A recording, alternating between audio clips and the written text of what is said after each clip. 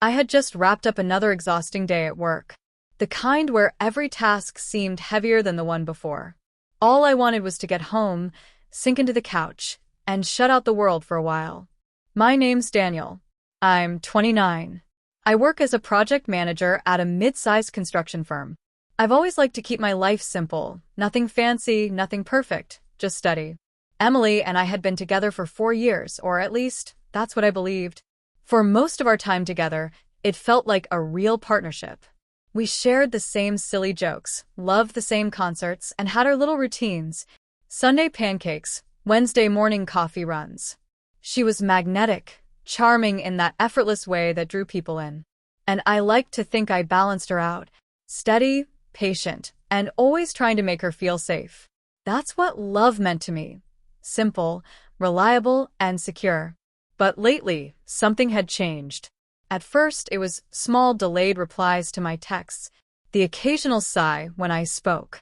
When I tried to make plans, she'd brush me off. I told myself it was just stress, that maybe I was imagining things. I didn't want to become the paranoid type who searched for problems that weren't there. That Thursday was supposed to be like any other.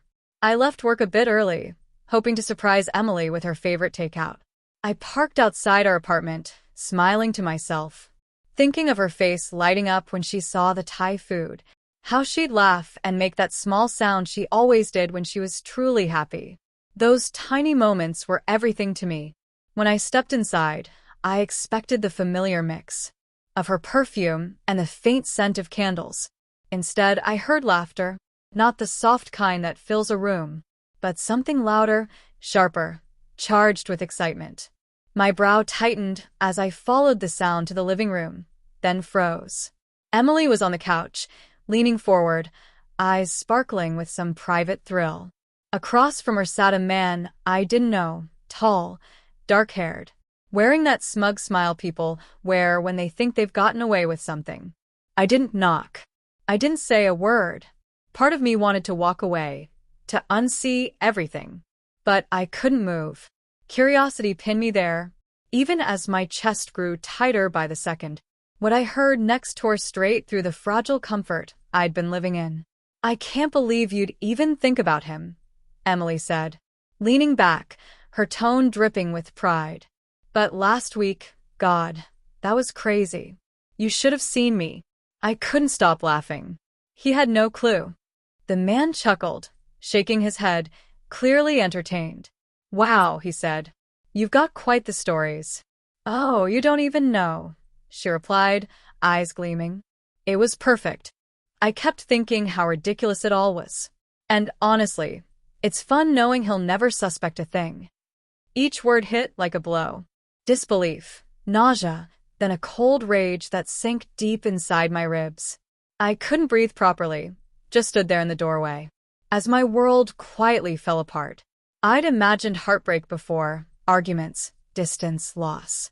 But never this. Never a betrayal delivered with laughter. Her words looped in my head. It was perfect. He'll never suspect a thing. The arrogance in her voice twisted my stomach. This wasn't a mistake. It wasn't guilt. It was pride.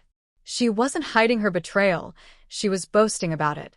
I stepped back into the hallway, leaning against the wall, gripping the doorframe to keep from collapsing. I wanted to shout, to demand answers. But something inside me, something quiet and tired, kept me still. I needed to think, to breathe, to decide whether I'd let anger take over, or handle this with the calm I didn't know I had. Every thought led to the same truth. This wasn't a slip-up or a one-time lapse. This was a choice, a deliberate betrayal. And I had been the fool who never saw it coming. I felt invisible, like a ghost standing in his own life. My mind spun, imagining what she'd done, how long it had gone on, and how easily she'd hidden it. The pain wasn't just in the cheating, it was in the smugness, the pride, the way she made my trust into her entertainment. And beneath the heartbreak, a strange calm began to rise. Not peace, just clarity. No matter how much it hurt, this wasn't about anger anymore. It was about me, my dignity, my worth, and my next move. I stayed there a few minutes longer, listening to her laughter echo through the room. That's when it hit me.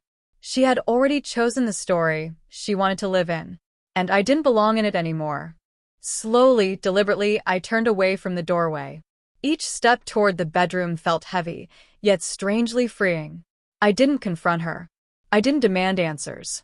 I didn't shout or create a scene. That would have been what she wanted. Drama, guilt, attention. I refused to give her that satisfaction. I reached for my jacket, the one that always hung on the rack by the door, and grabbed my wallet. My hands didn't tremble. My mind was sharper than it had been in months. I thought about all those mornings I woke up hoping things would get better, and every night I whispered, "I love you," trying to mend a distance I hadn't even realized had formed. None of it mattered anymore, and that was okay. I stepped outside, closing the door softly behind me. The evening air brushed against my face, cool and alive. It felt like the first real breath I'd taken in years. I didn't know where I was headed, but it didn't matter. For the first time, I wasn't tied to expectation or illusion. I was simply free. I drove aimlessly, watching the city smear past in streaks of neon, reflections glimmering on the wet asphalt after a recent rain. My thoughts circled the same questions, but they no longer dragged me down. They became reminders, lessons carved by betrayal. What hurt the most wasn't the act itself, but the pride behind it. That cold arrogance said everything about who she was, and about what little respect was left, none for me. 2 hours later, I reached Mason's apartment, drained but steady. It wasn't physical exhaustion, but emotional depletion. I sank onto his couch, eyes fixed on the ceiling, replaying every word I'd overheard. The anger was still there, but it wasn't wild or consuming anymore. It was steady, a quiet flame that spoke of resolve. I didn't need her back. I didn't need revenge. I didn't even need her acknowledgement. That night, I slept more peacefully than I had in years.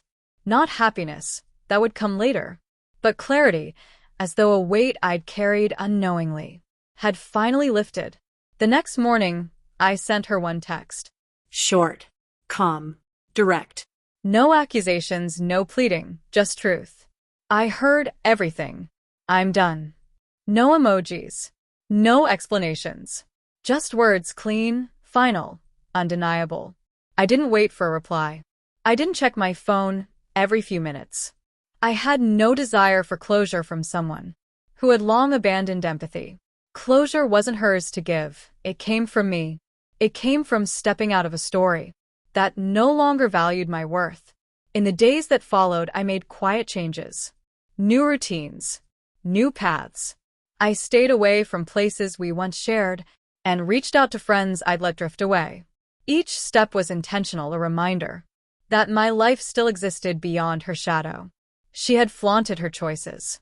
I would live by mine, with calm, quiet dignity. Weeks later, I ran into a mutual friend, someone who had sensed the distance between us, but never knew the truth. She asked how I was holding up. This time, my smile was genuine. Better than I've been in a long time, I said. It's like I finally woke up. In that moment, I understood something deeper. Betrayal doesn't define you. How you respond does. You can let it break you, or you can rise above it. I chose the latter. I chose myself. I won't lie. There are nights when her laughter still echoes in my memory. The arrogance of it, the sting of that realization. But it no longer holds power over me. It remains only as a lesson. A reminder that I'm not defined by those who betrayed me, but by how I stood up after the fall. Emily is a chapter I've closed. I don't hate her, though a part of me will always remember the shock of her cruelty. But that memory doesn't rule me anymore. I've moved on. And in doing so, I've finally found the strength, the clarity, and the quiet peace that had been waiting for me all along.